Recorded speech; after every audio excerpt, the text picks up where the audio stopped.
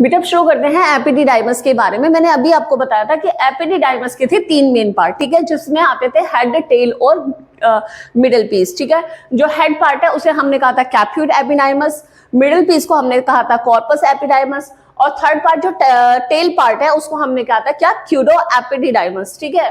तो ऑब्वियस सी बात है, जो हेड है वो ऊपर होता है, देखो ये है क्या, हेड पार्ट, ठीक है, कैप्यूट। तो कैप्यूट क्या कर रहा है, कैप्यूट जो टेस्टिस है, टेस्टिस के अंदर सेमिनी वेसिकल्स जो थी, जो किस में बन गई थी, रेटिटेस्टिस में कन्वर्ट होने के बाद बनी थी वास इफ्रेंशिया। तो वासा इफ्रेंशिया, तो सबसे पहले वासा इफ्रेंशिया ही वो पार्ट है जो स्पर्म को टेस्टिस से बाहर लेकर जा रही है, ठीक है। टेस्टिस के अंदर बने हुए जो सेमिनिफेरस ट्यूब्यूल्स है, सेमिनिफेरस ट्यूब्यूल्स में बना था स्पर्म, और उस स्पर्म को इस टेस्टिस से लेके जाने का जो काम कर रही है वो कौन कर रही है बाहर, वासा इफ्रेंशिया। तो वासा इफ्रेंशिया क्या किससे कनेक्ट है, सबसे पहले एपिडिडाइमस के हेड पार्ट में जाती है, ठीक है। तो कैप्यूड एपिडाइमस क्या करती है, ये ही है वो पार्ट एपिडिडाइमस का जो वासा इफ्रेंशिया को रिसीव करती है, ठीक है। और यहाँ पे आते हैं स्पर्म, जहां पे इनकी मोटिलिटी इंक्रीज होती है और ये थोड़े टाइम के लिए वहां रहते हैं और इनकी फर्टिलिटी भी इंक्रीज होती है, ठीक है। सेकंड नंबर आपको पता चल गया कि जो एपिडिडाइमस का हेड पार्ट है वहां पे स्पर्म आता है विद द हेल्प ऑफ वास इफ्रेंशिया, जहां पे स्पर्म्स को उसकी फर्टिलिटी इंक्रीज होती है, उसकी मैच्योरेशन, फिजियोलॉजिकल डेवलपमेंट वहां पे इसका होता है। इसके बाद धीरे धीरे जो स्पर्म्स हैं इनके अंदर जो डक्ट प्रेजेंट है, एपिडिडाइमस जो डक्ट प्रेजेंट है, इसी एपिडिडाइमस डक्ट से ये स्पर्म्स धीरे धीरे कहाँ आ जाता है, इसी एपिडिडाइमस के टेल पार्ट में आ जाता है। टेल पार्ट जिसे हमने क्यूडा कहा था, क्यूडा एपिडिडाइमस, वहां आ जाएगा, ठीक है, कि then pass down into the tail of the epididymis. जब मैच्योरेशन हो चुका है, फर्टिलिटी इंक्रीज हो गई है, फिजियोलॉजिकल चेंजेस उसमें आ चुके हैं, तो अब एपिडिडाइमस में ही हेड पार्ट से टेल पार्ट यानी क्यूडा में अब जो आपका स्पर्म है वो आ जाएगा, where they are stored for a short period of time before entering the vasa differentia।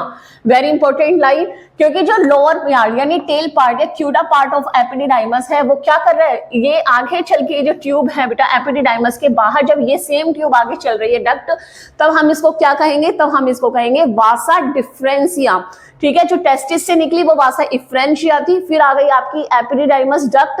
Epididymis duct के भी टेल पार्ट में जो नीचे क्यूडा से जा रहा है, तो क्यूडा के बाद से जो निकला हुआ पार्ट है पूरा, जो आगे चल के यूट्रस तक जाएगा, उसको हम कहेंगे क्या, वासा डिफरेंसिया, ठीक है। तो ये वासा डिफरेंसिया से पहले यहाँ पे टेल पार्ट में कुछ टाइम के लिए क्या करते हैं, स्पर्म रेस्ट करते हैं, टेम्परेरी कुछ टाइम के लिए यहाँ पे स्टोर हो जाते हैं, ठीक है।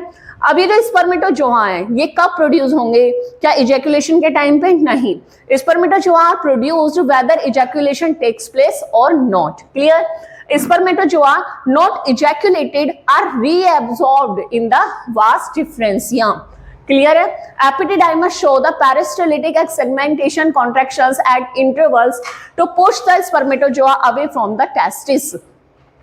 एपिडिडाइमस के अंदर कुछ मूवमेंट या पेरिस्टालिटिक मूवमेंट होते रहते हैं according to the time interval, और वो ही मूवमेंट हैं जो टेस्टिस से स्पर्म्स को दूर ले जाने का काम करते हैं।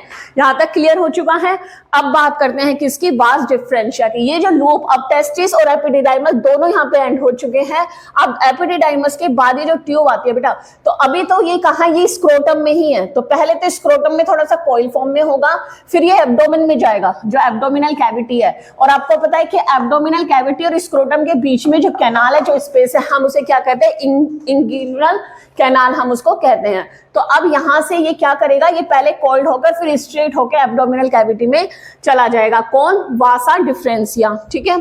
तो वास डिफरेंशिया के बारे में कह रहे हैं क्या, it is a continuation of the CUDA epididymis, ठीक है। ऑब्वियस सी बात है, क्यूडा यानी छोटा नीचे वाला जो टेल पार्ट ऑफ एपिडिडाइमस है। तो वास डिफरेंशिया कहां से शुरू हुआ, एपिडिडाइमस के क्यूडा पार्ट से कंटिन्यू होता है।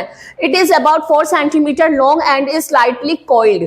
ये 40 सेंटीमीटर तक लॉन्ग होता है, स्लाइटली कॉइल्ड होता है फर्स्ट, लेकिन आगे चल के ये कैसा हो जाता है, स्ट्रेट हो जाता है as it enters the abdominal cavity through the inguinal canal. यही अभी ये चीज ही मैंने आपको बताई थी कि एपिडिडाइमस से निकलते वक्त थोड़ा सा कॉइल होता है, लेकिन उसके बाद ये स्ट्रेट हो जाता है और इस इंग्विनल कैनाल से होते हुए ये चला जाता है आपके एब्डोमिनल कैविटी में। Here it passes over the urinary bladder, फिर ये यूरिनरी ब्लैडर से होते हुए यू टर्न लेके इस तरह से ग्लोब सा बना के ये किस में आ जाता है, यूट्रस में आ जाता है। तो here it is passes over the urinary bladder. Urinary आप डायग्राम में देख सकते हो कि किस तरीके से ये जो वास डिफरेंसिया है किस तरीके से ये यूरेटर से जाके यू टर्न लेके यूरिथ्रा तक आती हैं, ठीक है।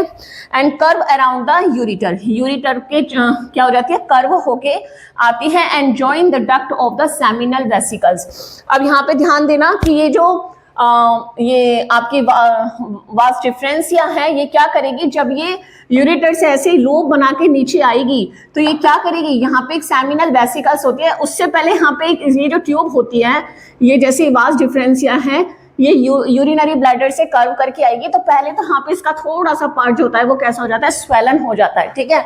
और इसी पार्ट को हम एम्प्यूला कहते हैं। इसमें होता क्या है कि जो भी सिक्रेशन अभी सीमेन आ रहा है वो टेम्परेरी यहाँ पे स्टोर हो जाता है, क्लियर है। उसके बाद यही ट्यूब जब आगे बढ़ती है तो ये एक पार्ट को किसको क्या कहते हैं, हम उसको सेमिनल वेसिकल, यहाँ पे देखा है सेमिनल वेसिकल्स को ये क्या करती है, ज्वाइन करती है। जब ये सेमिनल वेसिकल्स को क्या करेगी, ज्वाइन करेगी और आगे चलेगी, तब ये बना लेती है क्या, इजैकुलेटरी डक्ट, ठीक है। तब हम इसको कहते हैं क्या, इजैकुलेटरी डक्ट। तो आपको समझ में आया, वास डिफरेंसिया है ये वाला, वास डिफरेंसिया आगे बढ़ा स्ट्रेट हो गई, फिर कर्व करके यूरिनरी ब्लैडर से नीचे आया, एंड पार्ट से पहले वो थोड़ा सा स्वेलन हो गया, एम्पुला बनाया जहां पे स्पम्स हो गए स्टोर। उसके बाद इसने सेमिनल वेसिकल जो कि एक 2 सेंटीमीटर लॉन्ग जस्ट एक ट्यूब होती है उसको ज्वाइन किया, और जैसे ही ज्वाइन किया तो इसने अब आगे जब ट्यूब ये जाएगी तो इसमें सीमेन के साथ साथ सेमिनल वेसिकल का सिक्रेशन भी होगा, तो इसीलिए दोनों सिक्रेशंस को ये ऐड करेगी और यहाँ पे जो ट्यूब बनेगी उसे हम कहेंगे क्या, इजैकुलेटरी डक्ट, ठीक है। And join the duct of terminal vesicles two forms an ejaculatory duct. जैसे ही वो सेमिनल वेसिकल्स को वास डिफरेंसिया ऐड कर लेगा तो वो बन जाएगा क्या, ejaculatory duct. And near it's end of the vas deferens is enlarged two forms spindle like ampulla for the temporary storage of spermatozoa. बेटा अभी मेल रिप्रोडक्टिव सिस्टम में जो भी चीजें अभी हमने पढ़ी हैं ट्यूब्स के रिगार्डिंग एक बार क्विक रिवीजन देख लेते हैं। क्या है कि एपिडिडाइमस यानी टेस्टिस के अंदर का ऑलरेडी हम सारा डिस्कशन कर चुके हैं। टेस्टिस के बाहर क्या प्रेजेंट है, एपिडिडाइमस। तो एपिडिडाइमस में क्या प्रेजेंट है, एपिडिडाइमस डक्ट प्रेजेंट है, ठीक है। वही डक्ट अब निकलेगी किसकी फॉर्म में, बाहर, वास डिफरेंसिया के फॉर्म में। तो यानी एपिडिडाइमस से जो ट्यूब बाहर निकल रही है वो क्या है, वो है वास डिफरेंशिया, और ये स्लाइटली कर्व्ड होती है स्टार्टिंग में, लेकिन आगे चल के स्ट्रेट होके इंग्विनल कैनाल्स की हेल्प से ये कहां चली जाती है, आपके एब्डोमिनल कैविटी में पहुंच जाती है। बेटा ये मेल रिप्रोडक्टिव सिस्टम है, ये मेल रिप्रोडक्टिव सिस्टम का वो पार्ट है यानी पेनिस और स्क्रोटम जो बॉडी के बाहर है, लेकिन ये जो पार्ट आप देख रहे हैं ये बॉडी के अंदर है, वो भी लोअर एब्डोमिनल कैविटी में प्रेजेंट है। तो ये जो पार्ट होता है ये एब्डो यहां से जहां से सैक्रोटम स्टार्ट होता है, तो स्क्रोटम के और एब्डोमिनल कैविटी में जाने का जो रास्ता होता है उसी को हम कहते हैं क्या, इंग्विनल कैनाल। तो इसी स्क्रोटम से निकल के अब ये आपके टमी यानी एब्डोमिनल में चला जाता है, ठीक है। एब्डोमिनल में चला जाता है, किसके हेल्प से गया, इंग्विनल कैनाल की हेल्प से गया।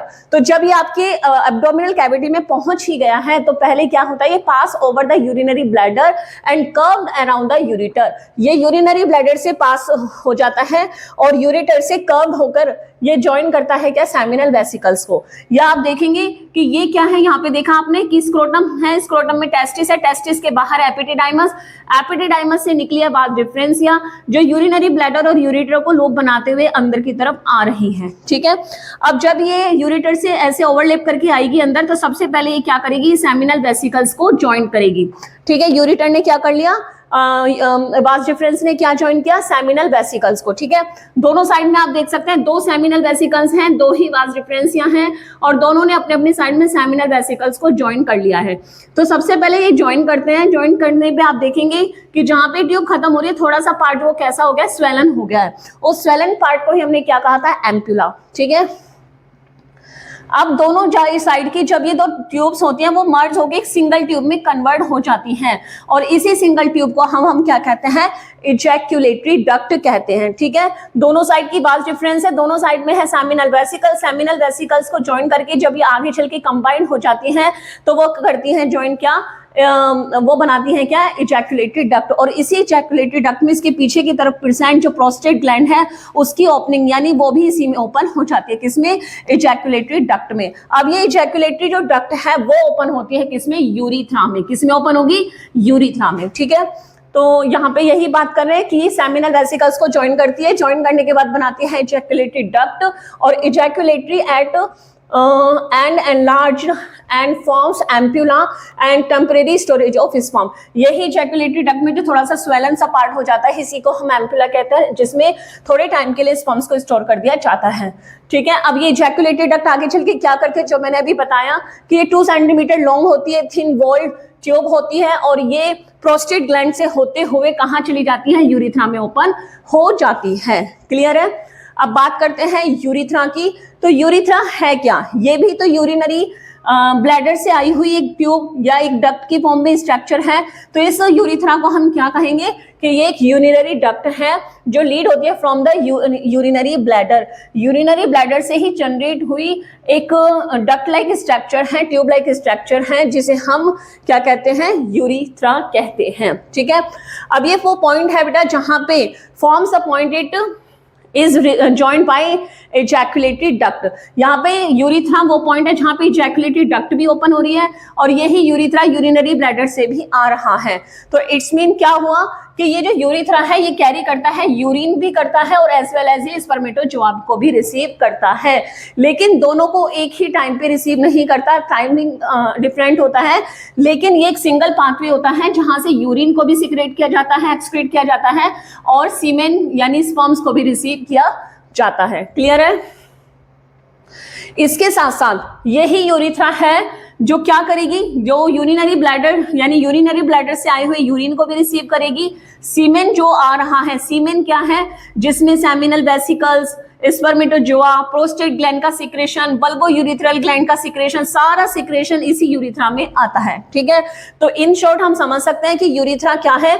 यूरिथ्रा एक इजैक्यूलेटरी डक्ट जो ओपन हो रही है वो यूरिथ्रा में होती है, और ये यूरिथ्रा जो होता है एक यूरिनरी डक्ट ही है जो कि यूरिनरी ब्लैडर से ही जनरेट या लीड हो जाती है, और इसका मेन फंक्शन होता है कि ये यूरिन यानी यूरिनरी ब्लैडर से यूरिन को भी रिसीव करती है और वास्ट डिफरेंस से ये स्पर्मेटोजोआ को भी रिसीव करती हैं। इसके अलावा ये सेमिनल वेसिकल, प्रोस्टेट ग्लैंड और बल्बो यूरिनरी जो बल्बो यूरिथ्रल ग्लैंड, ठीक है, इन सारे के सिक्रेशंस को भी ये यूरिथ्रा ही रिसीव करता है।